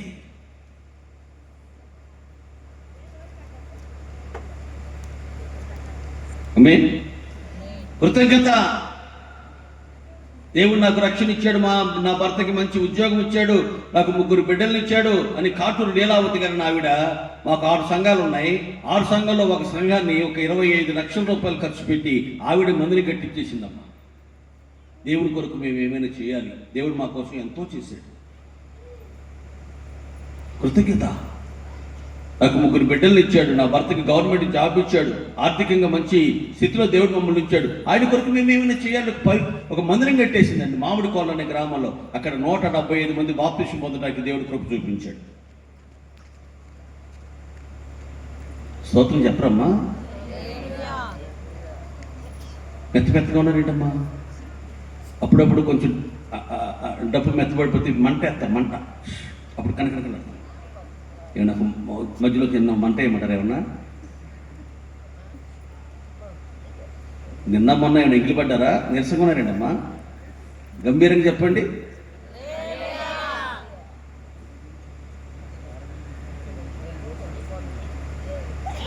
ఇది చూడండి అమ్మా. సంఘంలో శిరీష్ అన్న పాప తండ్రి లేడు. ఆవిడ రోజు వాళ్ళ అమ్మ 20 రూపాయలు ఇచ్చేది. ఆటోకి వెళ్ళి ఆటో 10 రూపాయలు ఆ 20 రూపాయలు దాచేసి ఆవిడ ఏం చేసిందంటే నడిచి వచ్చేది. 3 సంవత్సరాలు డిగ్రీ జరిగినప్పుడు ఆ 3 ఏళ్ళు ఆ డబ్బులు దాచి 5,000 సంవత్సరానికి 5,000 పోగు చేసి ఏం చేసిందంటే యూత్ మీటింగ్ పెడతాం ఆగస్టు 15కి. ఆ పాస్టర్ గారి కానుక నేను ఇస్తానండి అని ఆవిడ 5,000 తీసుకొచ్చి అయ్యగారి కానుక ప్రార్థించాను. తండ్రి లేని పెట్టండి. ఇప్పుడు ఆ పాప పెళ్లి చేసే ముదినేపల్లిలో 30 లక్షల కారాలు ఆయనకు ఉంది, 18 లక్షల కారు కొని పెట్టాడు. ఇప్పుడు నడవాల్సిన పని లేదు, కారులో వెళ్ళి కారులో వస్తాం. దేవునికి స్తోత్రం చెప్తాను. నా నామం పేరిట మీరు చూపిన ప్రేమను మరిచిపోవటకు నేను ఎంత మాత్రమో అన్యాయం దేవుడను కాను. హల్లెలూయా. దేవుడి కొరకు మనం ఏం చేస్తున్నాం? కృతజ్ఞతాపూర్వకమైన ఆ భావన. అరుణ్ రేఖ అనే పాప ఉంది మా సంఘంలో. ఉదయం టిఫిన్ మానేసి 15 రూపాయలు దాచేది, రాత్రి భోజనం మానేసి ఎంఎస్సీ చదువుతుండగా 10 రూపాయలు దాచేది. దాచి డబ్బులను పోగు చేసి ప్రిన్సిపల్ గారు పర్మిషన్ తీసుకుని ఆర్ఆర్కే మూర్తి గారిని ఇన్వైట్ చేసి యూత్ మీటింగ్ కూడా పెట్టించేసి ఆ యూత్ మీటింగ్లో ఆ కడుపు కట్టి దాచిన ఆ డబ్బులతో పెట్టినటువంటి దేవుని పరిచర్యలు, దేవుని పిల్లారా 7 యవనస్తులు రక్షణ పొందారు. చప్పట్లు కొట్టండి అందరూ ఒకసారి. 2 డాక్టర్లు అయ్యారు, 2 ఇంజనీర్లు అయ్యారు, 3 దైవజనులు అయ్యారు. దేశాన్ని దేవుని వైపు తిప్పడానికి వాళ్ళ జీవితాలు అంకితం చేసుకుని దేవుని పరిచయం చేస్తారు. త్యాగంతో చేసిందండి. అమ్మో దేవుడి కొరకు నేను ఏమైనా చేయాలి, నేను చదువుకుంటున్న పిల్లను నేనేం చేస్తాను, పొద్దున్న టిఫిన్ లేకపోయినా, రాత్రి భోజనం లేకపోయినా, మధ్యాహ్నం భోజనం బతికేయచ్చు. మధ్యాహ్నం భోజనం చేసి అమ్మ నాన్న పంపించిన డబ్బులు దాచేసి ఆ డబ్బులతో యూత్ మీటింగ్ పెట్టించింది నా తల్లి.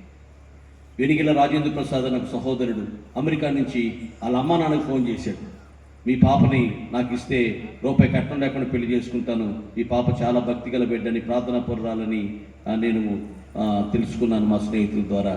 మీకు ఇష్టమైతే, మీకు సమ్మతమైతే ప్రార్థన చేసి దేవుని యొక్క చిత్తమని మీరు భావిస్తూ మా పాపనిమ్మని ఒక్క రూపాయి కట్నం లేకుండా ఆయన వచ్చి విజయవాడ వివాహం చేసుకుని ఆ పాపను అమెరికా తీసుకెళ్ళిపోయాడు. మనం ఫోన్ చేసి నాన్నయ్య ఇల్లు కొనుక్కున్నాము మేము, ఎంత అయిందిరా అన్న, ఇండియన్ కరెన్సీతో అయితే కనుక అట్లా మారిస్తే 70 కోట్లు అయిందట. 70 కోట్ల ఇంట్లో ఉంటుంది ఆవిడ. మీరు ఎట్ట చూస్తున్నారంటే ఆఫ్టర్ ఆల్ 70 కోట్లేనా, మా అటాచ్డ్ బాత్రూమ్కి అయినంత ఖర్చు అన్నమాట, అంతేనా అని అడుగుతానట. మీకు అంతుందా? ఓన్లీ 70 crores ఓన్లీ అన్నట్టు చూస్తానడమ్మా. 15 రూపాయలు కోసం కడుపు కట్టుకుంది. ఎంఎస్సీ అంటే 22-23 సంవత్సరాలు. ఎంత ఆకలితో ఉంటారు ఆ వయసు పిల్లలు. రాత్రిపూట భోజనం మానేసి ఆ డబ్బుల కోసం, 10 రూపాయల కోసం అలా సేవ చేసిందటండి. దేవుని కొరకు ఏమైనా చేయాలి. ఏం చేశానయ్యా నీ కోసం ఈ బ్రతుకునిచ్చావని, ఏం మోసానయ్యా నీ కోసం సిలువ మోసావని, ఒకరినైనా ఒక ఆత్మనైనా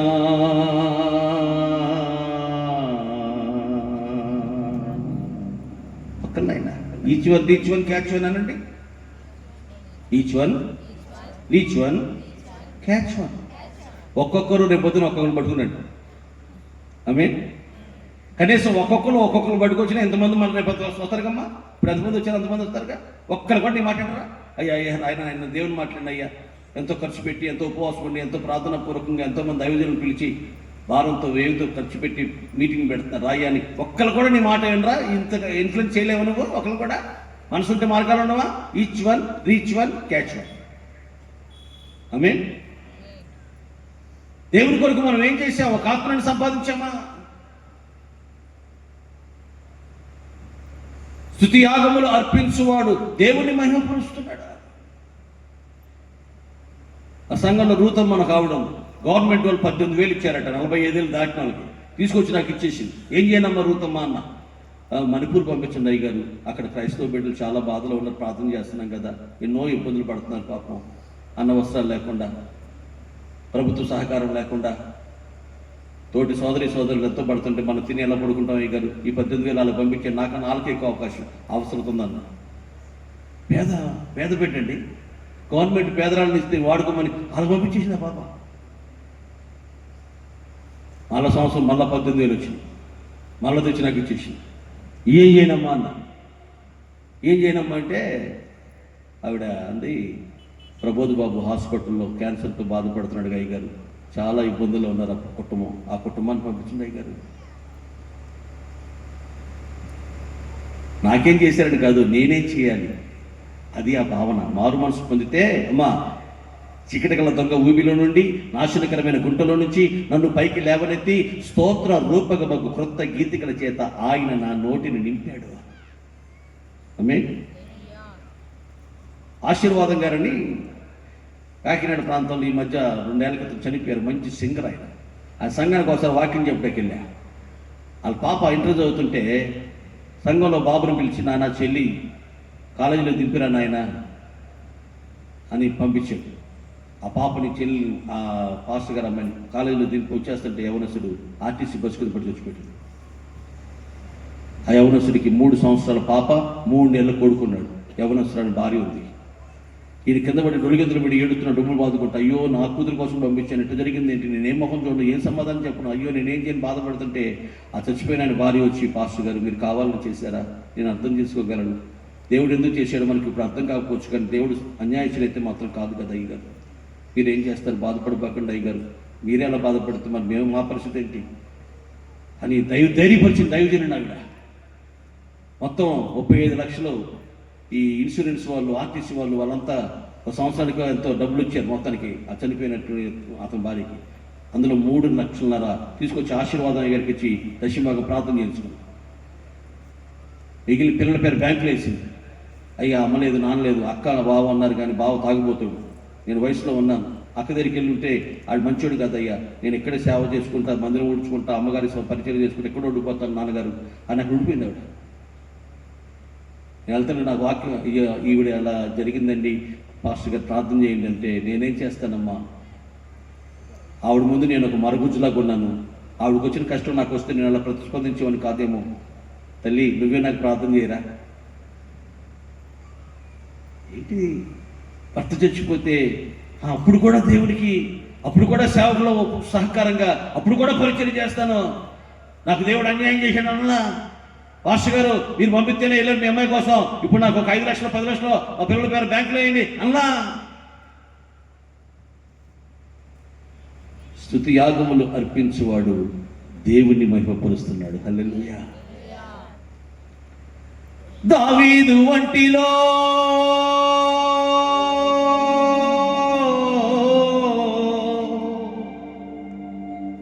అనండి అనండి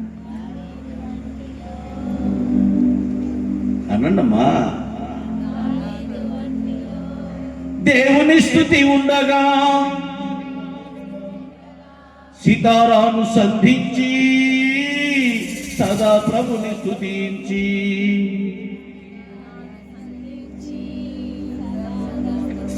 దేవుని దయ పొందెను దావీదు, దేవుని దయ పొందెను, దేవుని దయ పొందెను దావీదు, దేవుని దయ పొందెను మహావివేకి యేసయ్యా.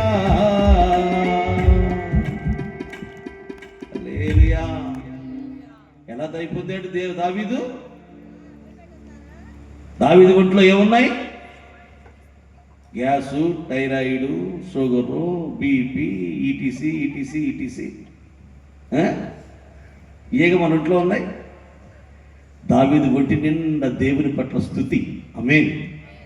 దేవుని దయ పొందాడు, దేవుని కృప పొందాడు, దేవుని ఆశీర్వాదం పొందాడు. కొనిన కాపురనైన నన్ను దేవుడు ఈ రోజున ఈ స్థితిలో ఉంచాడు. కృతజ్ఞత గుండెల నిండా దావీదు పట్ల. ఒకప్పుడు మన పరిస్థితి ఏంటి? ఈ రోజున ఈ స్థితిలో దేవుడిని ఉంచితే మనం దేవుడి కొరకు మనం ఏం చేస్తున్నాం? దేవుని పట్ల కృతజ్ఞత కలిగి మనం జీవించాలి. దేవునికి స్తోత్రం. స్తుతి యాగములు అర్పించువాడు వాడు దేవునిని మహిమపరుచుచున్నాడు. బైబిల్ గ్రంథం ఇలా చెప్తుంది, మీరు బహుగా ఫలించుట వలన నా తండ్రి మహిమపరచబడతాడు. ఏం చేయాలట? ఫలించాలి. మొట్టమొదటి మానవుడైన ఆదాముతో దేవుడు మాట్లాడిన మొట్టమొదటి మాట ఏమిటి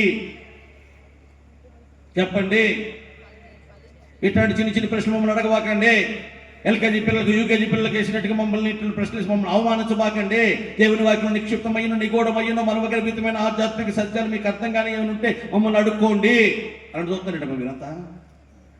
మొట్టమొదటి మాట, మొట్టమొదటి మానవునితో దేవుడు ఏం మాట్లాడు చెప్పండి? ఫలించి.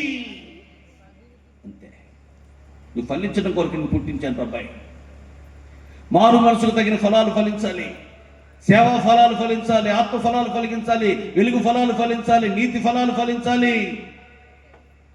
7 ఫలాలను ఫలించడానికి దేవుడిని పుట్టించాడు. గోధుమ గింజ భూమిలో పడి చస్తే అప్పుడు ఫలిస్తుంది. చావాలి. మన కులమేనా? ఏ కులం? చావాలి. కులగోత్రాలు మనమూత్రాలు అనండి. కులగోత్రాలు మనమూత్రాలు లాంటివి అండి. మనోడేనా?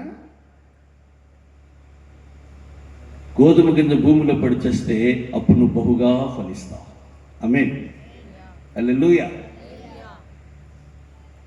పాస్టర్ మా స్లీవ్లెస్ జాకెట్ వేసింది. Sleeveless jacket.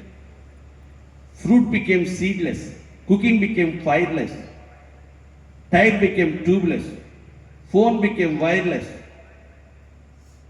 youth became jobless, fruit became seedless, jacket became sleeveless. అదైందా? పాడుతుంది. భక్తి గల స్త్రీలకు తగినట్లుగా ఏంటి భక్తి కలిసి తగినట్లుగా ఉందా నీ వస్త్రధారణ? కొంత జుట్టు ఎక్కడేసింది, కొంత జుట్టు ఎక్కడేసింది, కొంత జుట్టు ఎక్కడో పెట్టింది. ఈ క్లేశాలు, లోక సంబంధమైన పోకడలు. అమ్మా నువ్వు సావాలాటికే.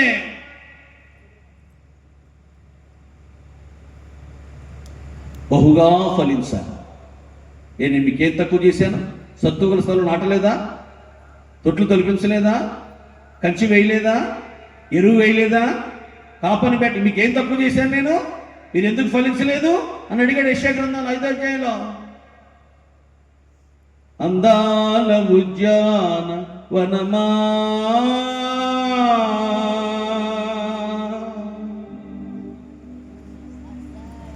ఎందుకు నువ్వు ఫలించలేదు? ఫలించలేక, పుష్పించలేక ఎందుకు ఇలా కారణం ఏంటి? చేప నువ్వు ఎందుకన్నా? గడ్డి దుబ్బు అడ్డం వచ్చిందండి. గడ్డి దుబ్బు ఎందుకు అడ్డం వచ్చావు? నన్ను ఆవు వేయలేదండి. ఆవు ఎందుకు వేయలేదు? నన్ను బొడ్డోడు ఉప్పు తీయలేదండి. ఒరే బొడ్డోడు ఎందుకు ఉప్పు తీయలేదు? నాకు అవ్వ అన్నం పెట్టలేదండి. ఓసేవా వాడికి ఎందుకు అన్నం పెట్టలేదే? నాకు పని అవ్వలేదండి, పిల్లడు ఏడిపిస్తున్నాడండి. ఒసే పిల్లడు, ఒరే పిల్లడు ఎందుకు ఏడిపిస్తున్నావురా? నాకు సేవ కుట్టింది సార్. ఒసే సేవ ఎందుకు కుట్టావే? నా బంగారు పుట్టలో ఏలు పెడితే నేను కుట్టినా?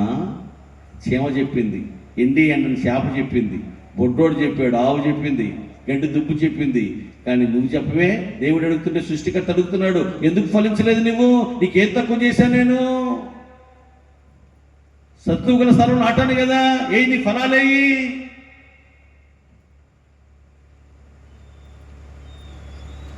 నువ్వు బహుగా ఫలించటం వలన నీ తండ్రి మహిమపరచబడతాడు. దేవునికి స్తోత్రం కలుగునుగాక. హల్లెలూయా. సత్క్రియలు చేయండి, అప్పుడు మన పరలోకపు తండ్రి ఏమవుతాడంటే మహిమపరచబడతాడు. సత్క్రియలు చేయండి, మంచి కార్యాలు చేయండి. ఆ సంఘంలో సుజాత అనే పాప ఉంది. ఆవిడకి ఆపరేషన్ చేసి బిడ్డను తీస్తున్నారు. డాక్టర్ అంటుంది, సుజాత కంగారు పడబాక, ఏం టెన్షన్ పడబాక, ఏంటంటే ఆపరేషన్ రోజు 10 చేత కొట్టి పిండినారు. ఏ చెమటలు పడుతున్నాయి ఏంటి, భయపడుతున్నావా, కంగారు పడుతున్నావా అంటుంది డాక్టర్ అమ్మ. లేదు సార్, లేదు మేడం, నాకు ఏదైనా భయం ఉంటే మీ గురించే, నాకు ఏదైనా కంగారు ఉంటే టెన్షన్ ఉంటే మీ గురించే, నా గురించి ఏం లేదు. నేను ఇప్పుడు ఆపరేషన్ ఫెయిల్ అయితే చచ్చిపోయాను, నాకేం పర్వాలేదు, పరలోకంలో వేసే దగ్గరికి వెళ్ళిపోతా. నేను రక్షణ పొందున్నాను, దేవునితో రోజు సహవాసం చేస్తున్నాను, సిద్ధపాటు కలిగి ఉన్నాను. కానీ మీరు మాత్రమే ఇంకా రక్షణ పొందలో, దేవుని నమ్ముకోవాలి మీరు. అందుకనే మీ గురించి టెన్షన్ అందండి. ఆపరేషన్ చేస్తున్న సమయంలో కూడా నా కొడుకు పడతాడో, కూతురు పడతాడో, అత్త ఏమంటతో, ఇంకా మళ్ళా కూతుర్ని కన్నావా అంటదేమో, కూతురికి ఏం పేరు పెట్టాలి, కొడుకు ఏం పేరు పెట్టాలి, ఆడి మొఖం అన్నా ఏం ఆలోచించట్లా. అప్పుడు కూడా డాక్టర్ అమ్మ యొక్క రక్షణ గురించి ఆలోచిస్తుంది. దేవునికి స్తోత్రం. అందరికి 60,000 70,000 బిల్లేసి ఆవిడ డాక్టర్ అమ్మ, సుజాత నువ్వు నాకు రూపాయి కూడా బిల్లు ఒక్కర్లా, నా కోసం ప్రార్థన చేయి. వెళ్ళేటప్పుడు పరిశుద్ధ గ్రంథాన్ని బహుమానంగా నాకు నీ కొడుకు నీకు ఎప్పుడు వచ్చినా ఇక్కడ ఫ్రీ ట్రీట్మెంట్ అని పంపించేసింది. సత్క్రియలు. అలాంటప్పుడు కూడా యేసుక్రీస్తు యొక్క సువర్తమానం ప్రకటించింది. నాకు తెలిసిన సహోదరి పోలవరపు పద్మశ్రీ అనే ఆవిడ వారం ఉపవాసం ఉండి వారానికి ఒకసారి అయినా ఆవిడ కరపత్రం తీసుకెళ్లి పొద్దునుంచి సాయంకాలం దాకా పంచిపెడుతుంది. అమెరికాలో వాళ్ళ తమ్ముడు 30 లక్షలు పెట్టి కారు కొని పెట్టాడు. అక్కడ నీకు డస్ట్ అలర్జీ ఉంది, బండి మీద తిరగబాకను, కారులోనే వెళ్ళి కారులో రమ్మని. భర్తకు 2 లక్షల రూపాయల జీతం, 30 ఎకరాల పొలం ఉంది, 50 కాసులు బంగారం ఉంది. అమ్మా ఆవిడ సువార్త ప్రకటించి తిట్లు తిని కరపత్రి నడిపేసి మొఖారు కొట్టేస్తే క్రైస్తవ కుక్కని సహించి భరించి ఓర్చుకుని ఆవిడ వెళ్ళే సంఘానికి 35 ఆత్మలు నడిపించిందండి. చప్పట్లు కొట్టిన అందరూ ఒకసారి. ఒక్క బిడ్డ అండి, పోలవరపు పద్మశ్రీ ఒక్క బిడ్డ 35 మంది నడిపించిందండి. నాకు మా తమ్ముడు 30 లక్షలు పెట్టి కారు కొన్నాడు, 30 ఎకరాల పొలం నాకు కట్నంగా ఇచ్చారు, 50 తులాలు బంగారం ఇచ్చారు. మా పుట్టింటోళ్ళు మా మెట్టింటోళ్ళు బాగా ఐశ్వర్యవంతులు. నేను వీళ్ళతో మాట పట్టడం ఏంటి, వీళ్ళతో తిట్లు తింటం ఏంటి అని అనుకున్నా. ఆవిడ సువార్త ప్రకటించింది, సత్క్రియలు చేసింది. నువ్వేం చేశావు? నేనేమేమి చేసితునో నీ కొరకు నీ కృపతో నన్ను జ్ఞాపకము చేసుకోయా అన్నాడు హిజ్కియా. అలా అనటానికి నీ దగ్గర నా దగ్గర ఏమైనా ఉందా? దేవుని కొరకు నువ్వేమైనా చేసావా? ఒక నిందైనా పడ్డావా? ఒక దెబ్బైనా తిన్నావా? ఒక అవమానమైనా పొందావా? ఒక ఆత్మను నడిపించావా? ఏమి నీ సత్క్రియలు? సమరయుడు వచ్చాడు, అంతకుముందు లేవీయుడు వచ్చాడు, యాజకుడు వచ్చాడు. లేదు, సత్క్రియలు లేవు. ఏం క్రియలు లేని విశ్వాసము మృతం. సమరయుడు వచ్చి మంచి కార్యం చేశాడట. నీవును పోయి అలాగును చేయము, అప్పుడు నువ్వు పరలోకానికి వెళ్తావని యేసు ప్రభు వారు ధర్మశాస్త్రోపదేశకులు చెప్పారండి. ఏది క్రియలై మాటలు తేటలు మా ఇంట్లో మాపిడి భోజనం. మాటే రాటలు తల్లిన్నారు మీకు.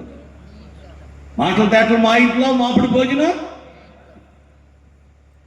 మాటలు కాదు, క్రియలై.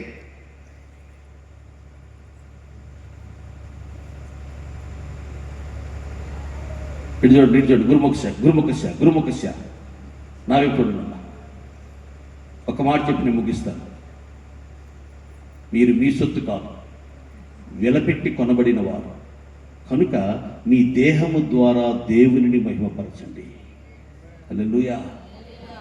ఇలానండి, మీరు మీ సొత్తు కాదు, మీరు నా సొత్తుగా అనండి.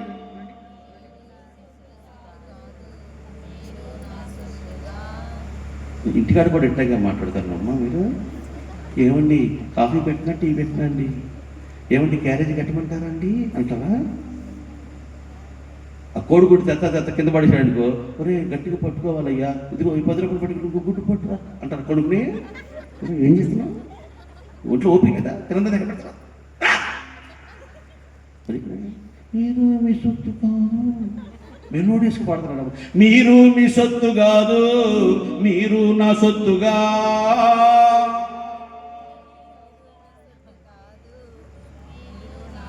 అన్నాడు యేసయ్యా, నన్ను కన్నాడు యేసయ్యా అన్నాడు. కన్నాడు యేసయ్యా, నన్ను కొన్నాడు యేసయ్యా. కన్నాడు యేసయ్యా, నన్ను కొన్నాడు యేసయ్యా. మీరు మీ సొత్తు కాదు, మీరు నా సొత్తుగా. మీరు మీ సొత్తు కాదు.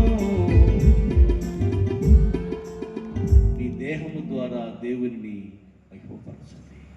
ఆమేన్. ఈ దేహం దేనికి? సుఖభోగాల కొరకు, విలాసాల కొరకు, ఆడంబరాల కొరకు, అట్టహాసాల కొరకు, ఆర్భాటాల కొరకు కాదు. దేవుని మహిమ కొరకు, దేవుని నీకు అనుగ్రహించిన గొప్ప దానం ఈ దేహం. దేవునికి స్తోత్రం. సజీవ యాగముగా, సర్వాంగ హోమముగా మీ శరీర అవయవములను క్రీస్తుకు మీరు సమర్పించుకొనమని ప్రభువు పేరట మీకు నేను మనవి చేస్తున్నాను. 3 నెలలు 4 నెలలు వరుసనే మీటింగ్కి వెళ్ళా, గ్యాప్ లేకుండా.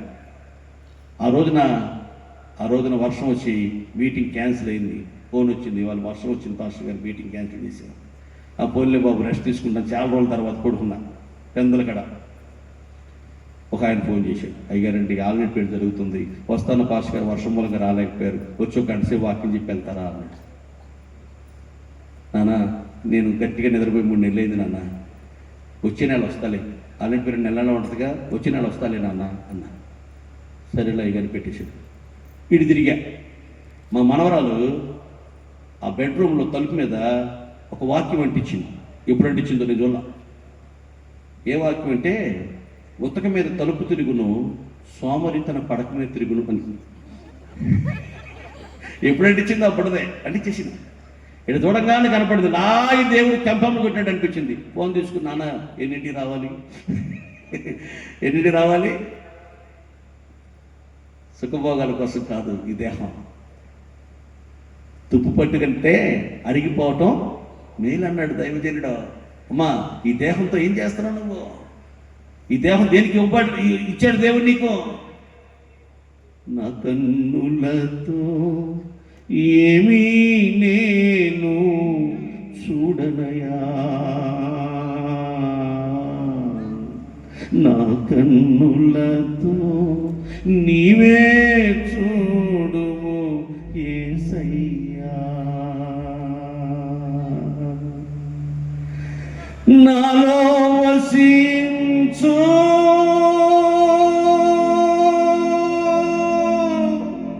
నాలో జీవించు,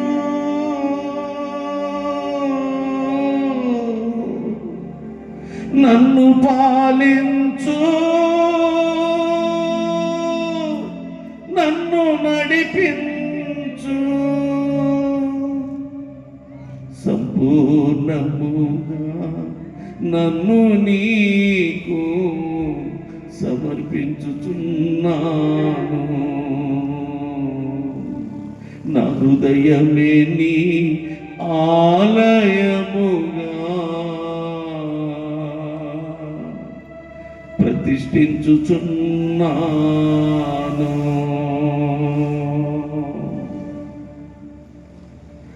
నాలుగో తరగతి చదివిన దైవజనుడు 450 పాటలు రాశాడు. 14 దేశాలు తిరిగి సేవ చేశాడు. 100 మంది దైవజనులు సిద్ధపరిచాడు. 3 కోట్ల రూపాయలు పెట్టి మధురం కట్టాడు. పాస్టర్ గారు, మీరు ఇంత ఘనమైన పరిచయం ఎలా చేయగలుగుతున్నారంటే, ఈ చేతులతో నేను ఎప్పుడు పేపర్లో ఉన్న చిత్రజ్యోతి అనే సినిమా సంబంధించిన ఆ ఎడిషన్ని ఈ చేతితో నేను ఎప్పుడు తాకలేదు పాస్టర్ గారు. వాల్ పోస్టులు కనపడిన కళ్ళు తిప్పేసుకున్నాను. రెండోసారి చూడండి పాస్టర్ గారు. ఆ చేతులతో ఏమీ నేను చెయ్యనయా, నా చేతులతో నీవే చేయము యేసయ్యా. 100 మంది దైవజనులు సిద్ధపరిచాడండి ఆయన. విశ్వాసం కదా, వేల మంది విశ్వాసం దేవుడి కోసం సమకూర్చాడండి ఆయన. 450 పాటలు రాసి చదివింది 4. అవి ఇట్ పాజిబుల్. తన దేహాన్ని దేవునికి సజీవ యాగముగా సర్వాంగ హోమముగా అర్పించేసుకున్నాడు, సమర్పించేసుకున్నాడు. స్తోత్రం చెప్పండి. హల్లెలూయా. మీ దేహం ద్వారా దేవునికి మహిమ రావాలి. గులపల్లి మోజు చౌదరి గారు, అంశపతి మేరీ గారు, కొంతమంది దైవజనులు వెళ్తా యాక్సిడెంట్ జరిగింది. రక్తపు కొల్లో వరదలో అలా పడున్నారు. ఆ రోజున 108 ఏమీ లేవు. మనకెందులో మనకలు చూసి ఆగి వెళ్ళిపోతున్నారు. ఎవరికల్లే ప్రాణం అయితే పోలేదు, కానీ బాగా గాయాలు మాత్రం బాగా కలిగింది. రక్తం కారిపోతుంది. అప్పుడు అక్కడ ఆవిడ ఓ పాట రాసుకుంది, అంశమతి మేరీ గారు. నీవిచ్చిన వరమే ఈ జీవితం, నీ సేవకే అంకితం, నీవే పొడిగించిన ఆయుష్కాలము, ప్రభు జీవింతు నీ కోసము. ఈ పాట రాశాక ఆవిడ 24 దేశాలు తిరిగి, అంతకుముందు పాటలు పాటకెళ్ళేది, ఇప్పుడు పాటలతో పాటుగా దేవుని వాక్యాన్ని అందించమని ఇన్విటేషన్లు వచ్చిన 24 దేశాల నుంచి అండి. మరి నీవెందుకు నీ శరీరాన్ని దేవునికి డెడికేట్ చేయకూడదు? అపవిత్రమైన చూడండి అయ్యా. 120 సంవత్సరాలు ముగ్గమూరి దేవదాసయ్య గారు ఎంత ఆరోగ్యంగా 120 సంవత్సరాలు కూడా సూదుల దారం ఎక్కించగల కంటి చూపు కలిగిన వాడిగా ఉన్నారండి ఆయన. ఘనమైన నీ ప్రేమ కారణంబున నీకై పనిచేయ చేతులివిగో,